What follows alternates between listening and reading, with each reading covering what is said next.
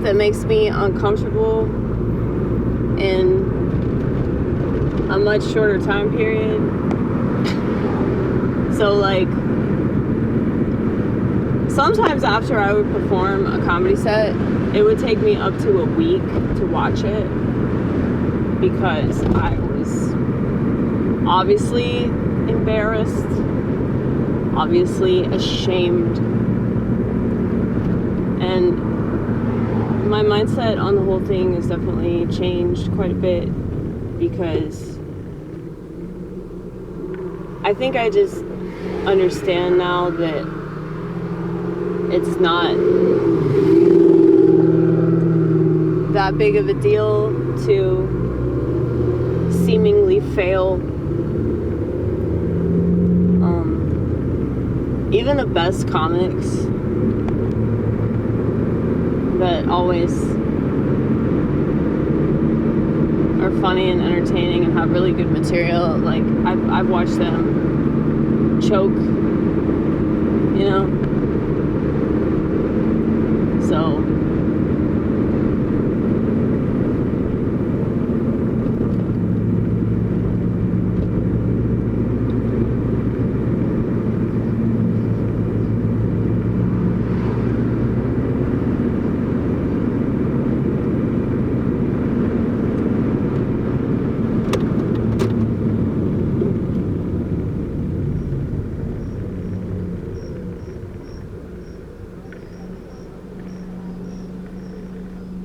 it's just one of those things that's like not really fun to experience, you know? So like, I've noticed that when I'm up there, it's horrible, but then when I watch it later, I'm always like super impressed with myself because like I did it, you know? I got through it and I didn't choke, you know? Like, I didn't just arbitrarily end my set or like walk off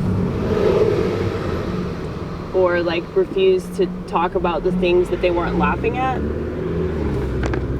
Because I think that like a lot of comedians, obviously like they want to get people to laugh. They want to feel understood, but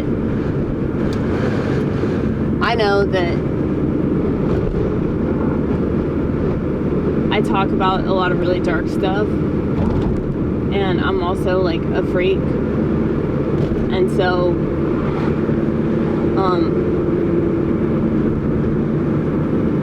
if that's my stage presentation and it's already the end of the night and people are like sick and tired of being there, then yeah, I understand why, you know, it's going to be super awkward, and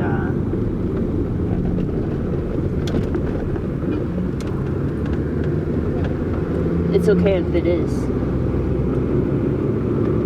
But I said something at the very end of my set that is like quite literally the realest thing I'll ever say.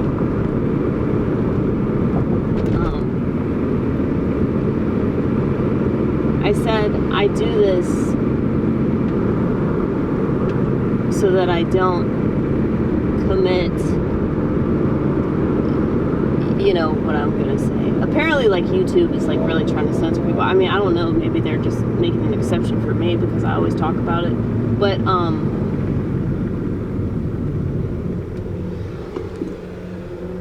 yeah, like, I don't know if it's different, like, depending on like the context. Like, if you say the word in like a comedy set, if it's different than if you just talk about it sort of nonchalantly. I mean, I do that shit too.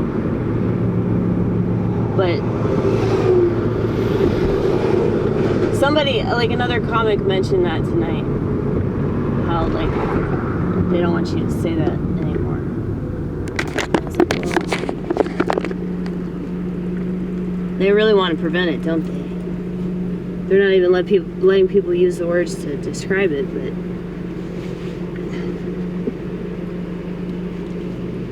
they really want to stop it from happening, huh?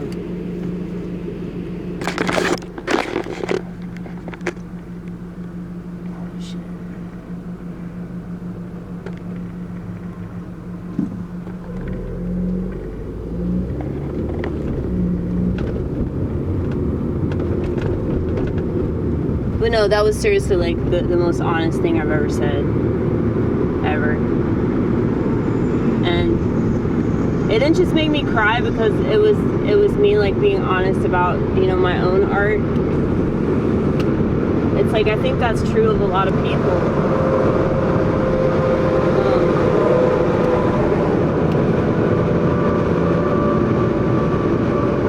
Like, I think that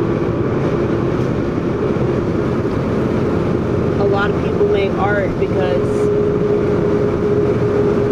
they have all kinds of psychological problems, and it's like the only thing that makes them feel better, you know, is if they can release some of it.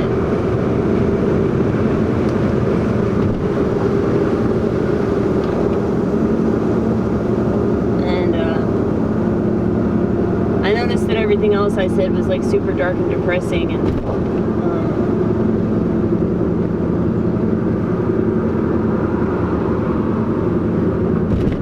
I talked about how plush toys like make better friends than real people, and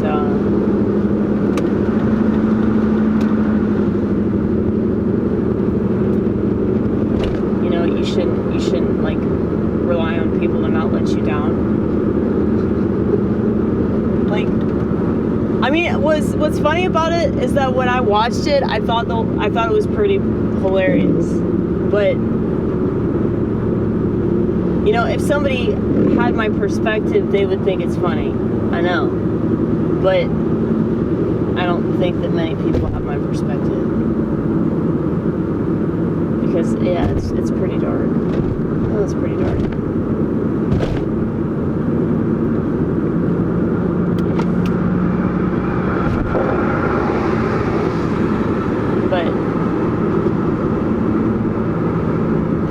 It's pretty clear that I have a lot of confidence in the things that I'm saying. So even if they don't get it, I get it. You know?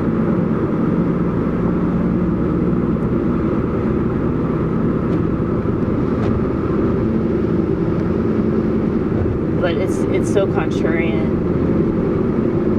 Like, so when I watch my sets, I realize why it doesn't work. It's because, like, I'm going against every grain that could possibly exist.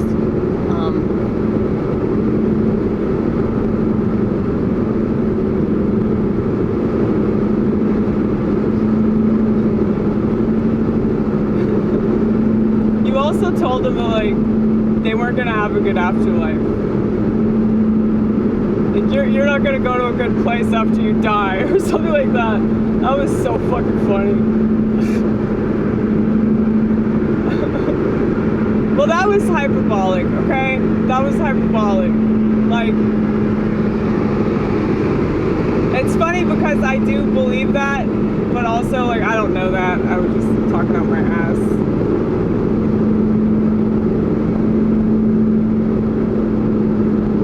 But don't think I don't know. It's certain sickos look at me all funny, you know? If by funny, I mean fucky, you know? Like, they see me as a potential fuck victim, alright? Fuck victim. That's funny. It's all rape, isn't it? It's all rape. Ooh, I said a dirty word. I said a dirty word.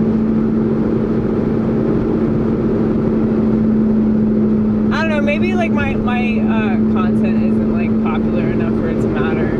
Like I'm in the shadows of the YouTube, so I don't know. We'll see.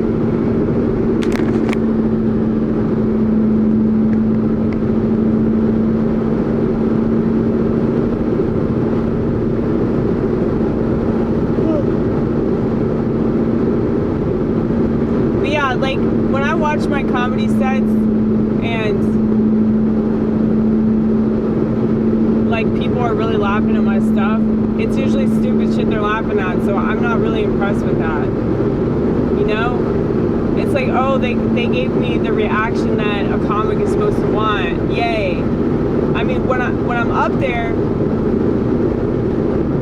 it's like I'm cognizant of the fact that, like, that's what I'm supposed to want. So it's not anywhere near as awkward as, like, just the dead silence. But, like, I'm not really saying anything that matters. I guess that's my point. Like, I would rather get up there and say shit that matters, and, you know, it's actually how I feel about things, and have them not get it at all, than just, like, do really well from what it looks like or what it sounds like, and it's like I'm just doing stupid jokes, or like, I mean, I don't know. I feel like the happy medium here is like when they actually get what I do, and there are people in the audience who, you know, find it funny, but it's like, yeah, if they don't, then that's okay. You know? I think a lot of comedians either take it personally, or they just like give up on themselves because the audience gave up on them. But that's a really shit attitude, because like,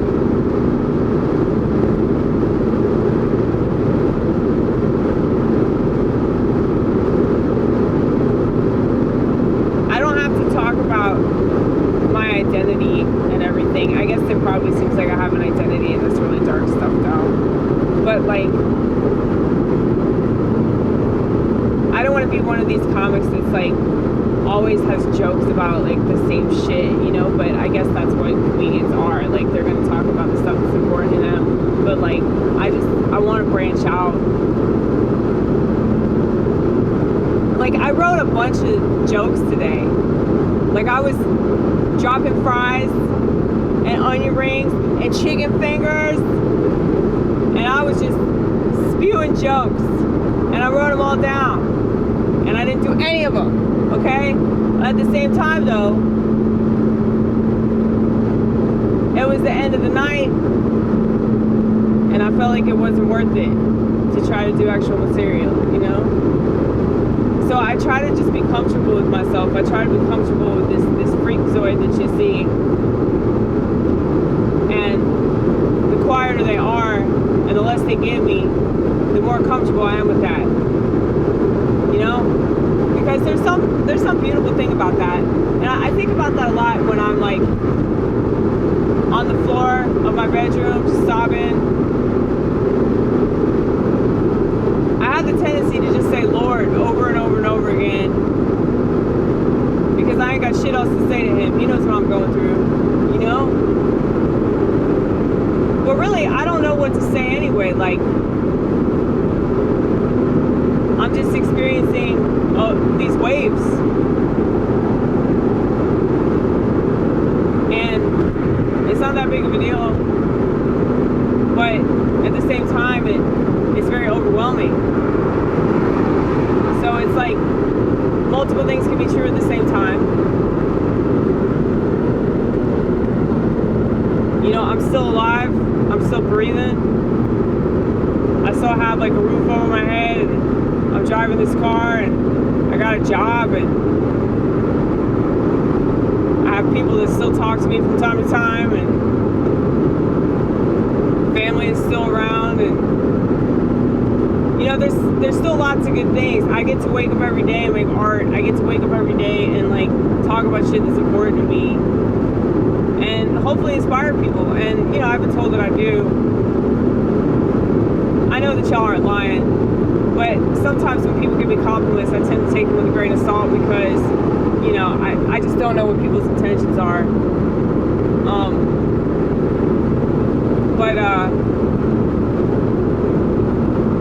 You notice I talk about narcissism a lot.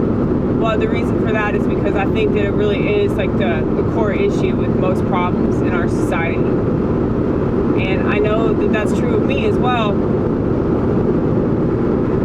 I know that I can get hung up on things that aren't good for me. But I'm trying to use narcissism in a positive way. You know, like, my grandiosity can be pretty funny. I think that I just really, really, really need to work on my jokes. Like, I genuinely enjoy writing jokes, and, you know, when I was jotting them down today, I was, like, so excited, you know, it was, like, making me manic and shit, but, like, I don't see what the problem with that is. You know, it's like everybody's got some sort of clinical term to describe it, or, you know, I guess they could have a religious term to describe it, like, oh, it's demonic possession or some shit like that. I'm like, how about you just try to enjoy it and trust God, you know? How about that?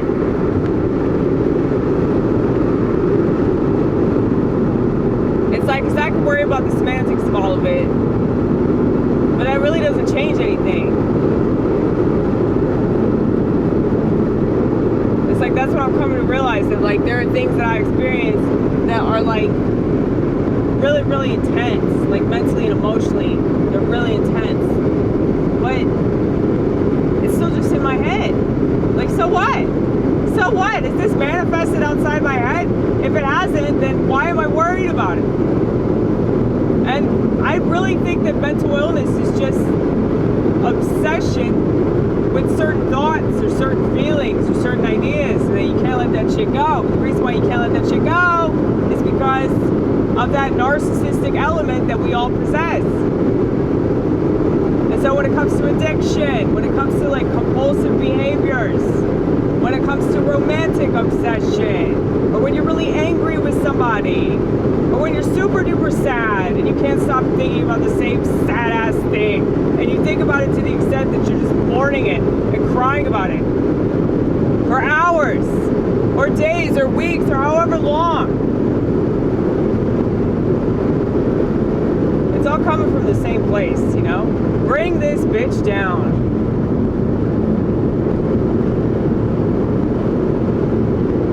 But I'm trying to just accept that part of it, you know, like, this darkness is in me, and it's okay that it's in me. It's always going to be in me. But if I keep believing in the light, I can live in that light more. But yeah, making art every day, though, it's given me a sense of purpose that nothing else has. And I read the Psalms all the time. You know, I read the philosophical prophets.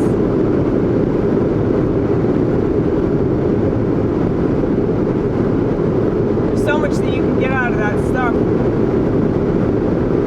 I don't use it to beat people over the head with it. I use it because I constantly beat myself over the head with all kinds of shit. And I need all the help I can get.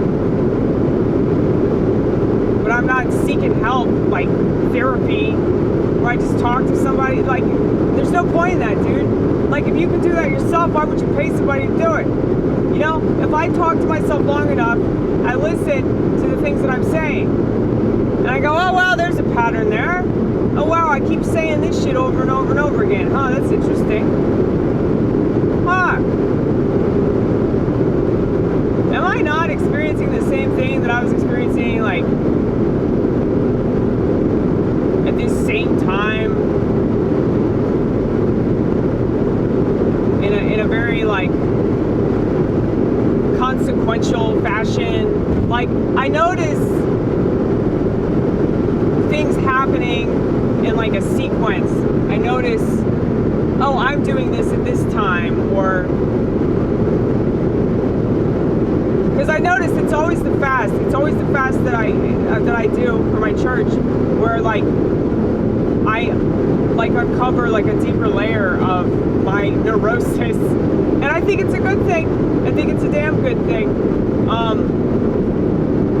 That, you know, disciplining myself and, you know, not doing the the things that are easier, like it's allowed me to see how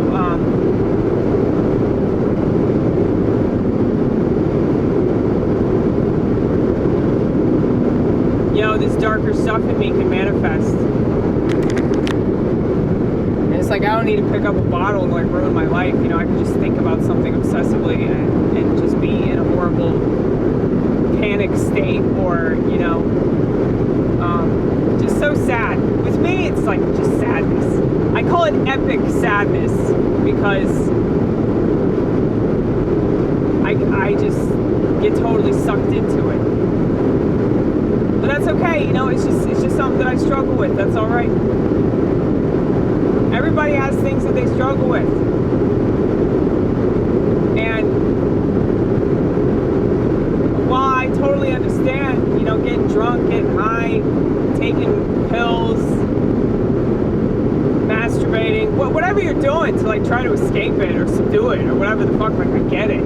But it's like, what's wrong with just feeling that and experiencing that? And it's like just accepting that that's part of your life, or accepting that that's part of your experience. You know what I'm saying? Like, why does it have to be this problem that we need to address with help, with some clinician? Or why do we have to go to a bar? Or why do we have to go to a drug dealer?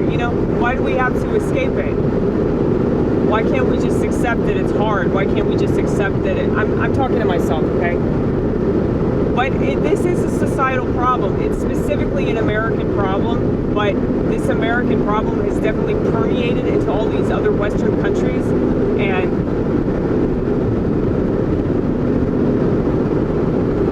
I'm not just talking about psych meds. I'm not just talking about like the overzealous amount of prescription filling, okay? I'm talking about like just all these different forms of escape. TV, and with me in my head, it's like I create these other scenarios inside my brain, these other worlds that I live in. And my art, I mean, it's not really an escape. It's more of like what I do because I know there isn't an escape. It's like I know that shit's not going to get any better. Life is not going to get any less boring. Okay? People are not going to be more interesting. People are not going to be any less of a letdown. Society is getting progressively worse because of the things that society keeps choosing to do. Okay? And I know that I'm right in this assessment. I've been right all my life, and I'm not saying that to gloat. I'm saying that because it's just a fact, and it's like I'm so lucky to have this ability to just leave that world and go somewhere else in my head. I'm so lucky for that. I'm so lucky that I don't need a fucking man, because I know that no man is going to fix me. And if you look at men, if you look at the state of men today, it's kind of fucking ridiculous to even expect that, Just like I don't expect men to want to be with somebody like me. I'm too much of a wreck. But that's not some sort of desperate plea or whatever the fuck. I'm just making a statement that, like, yeah, people are really down for the count. We're really, really fucked up. The phones have screwed everybody up. I don't even have a smartphone and it screws me up. Just looking at everybody else with their smartphone. And just seeing what this is doing to our world. And all these fat people. Like multiple people tonight. Oh my goodness. Multiple people tonight had fat jokes. So people are clearly seeing how much of a problem obesity is. It's just that nobody wants to do anything about it. People are so apathetic. People are so apathetic about the phones. People are so apathetic about their porn addiction. People are so apathetic about the shitty relationships that they're in. I'm not saying everybody. I know that some people go to a decent therapist, or they're willing to do shadow work. They're willing to, take necessary steps. And I'm not just talking about the 12, okay? There are lots of steps that you can take to move in a positive direction. But this has always been the world, you guys. This has always been the world. It's always been a fucking shithole, and it just keeps getting shittier and shittier by the nanosecond because of all the things that people allow themselves to be subjected to. And yes, I know that I sound like a cunt because I keep bringing this stuff up, but it shit pisses me all the way off, and it like just upsets me. It upsets me looking at our world and how stupid everybody is, and that they're just totally fine with everybody being just terrible, you know? It's like I can't say it enough that this is what we deserve. In a way. In another way, it's not, you know, I empathize, whatever. But seriously, like we've inherited a lot of bullshit. We've inherited a lot of corruption, and that's not our fault. But we choose to add to that. You understand? We choose to add corruption onto corruption, and stupidity onto stupidity, and neglect onto neglect. That is what we collectively choose as a society, and there is no better proof than smartphones, okay? And I'm not talking to you if you're mindful about it, okay? I'm talking to everybody else that will never watch this fucking channel. But yeah, I'm really trying to do jokes specifically about that because this is something I'm extremely passionate about. Even more passionate than psychiatry. Because, like, I can understand why people trust psychiatrists. You know, they don't have the solution to their head problems, you know? And so they look to the people that say that they do. And I have a personality disorder that makes me extremely inquisitive. And so, like, the reason I don't trust these sexist shit is because not only are they not trustworthy, and not only have they proven that over and over and over again, but I feel like it's up to me. It's my personal responsibility to hold myself accountable for things and to pay attention to my experience and pay attention to my brain structure and pay attention to when things happen and how they happen and where they happen and with whom they happen. You know, that's my responsibility. And as a woman, it absolutely disgusts me that the state of my gender is just to constantly blame men for everything or blame their fathers for everything. And, you know, I don't want to just blame mommies either, you know, but it is, I would argue that it's more of a mommy problem than it is a daddy problem. It's way more of a mommy problem. Because mom's supposed to nurture, okay? So if she fails to do that, she really fucking fails at being a woman. Now, I realize that I'm probably going to come across the same way because, you know, I don't cater to shitty behavior or people belittling me. Go fuck yourself, okay? I don't put up with that shit. I don't put up with that shit. I just cut people off.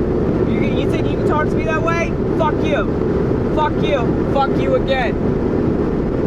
But I would say that me doing this kind of stand-up, me saying the things that I say with impunity, me putting all this content out there, even if it's not very good, me just showing people that, yeah, it doesn't matter if you're good, just fucking do it anyway. Do it anyway. Do it out of spite. Do it out of spite for the world, and do it out of spite for the part of yourself that wants you dead, okay? Do it out of spite for those demons. Those demons that are trying to take your ass down all the time. I feel like that's the most loving, nurturing thing that I could possibly do for this world. And since I'm not a mom and I'm not a wife and I'm not going to do this traditional shit because it, quite frankly, it disgusts me. It always has, but especially now. That being said, like, I really appreciate the women out there that do that, and, you know, they really are like just, you know, that traditional, you know, mom and housewife and all, whatever. You know, I'm glad they're doing it since I won't. But yeah, I feel like because I'm not a mommy, because I'm not like utilizing my uterus, I really, really, really need to like make these creative babies and like continue to pursue this dream, because like living in the dream is the only thing that keeps me from killing myself. So yeah, and God, you know, but God's the one that created me and allows me to have these creative abilities. So I'm doing his will, for sure. For sure.